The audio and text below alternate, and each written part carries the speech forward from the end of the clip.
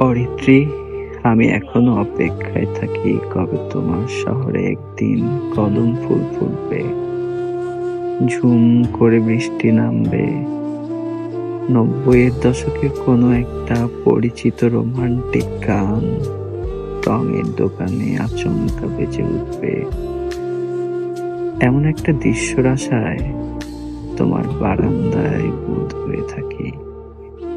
সদ্য স্নান শেষে তোমার চুল নিয়ে খেলা করা লম্পট বাতাসের দিকে মৃদু হেসে আমাকে একটিবারের জন্য হলেও তুমি প্রেমে পড়া শেখাবে।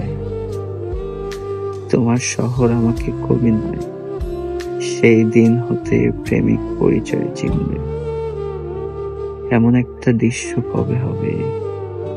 এই বছরও কি বৃষ্টিহীন বর্ষা তবে?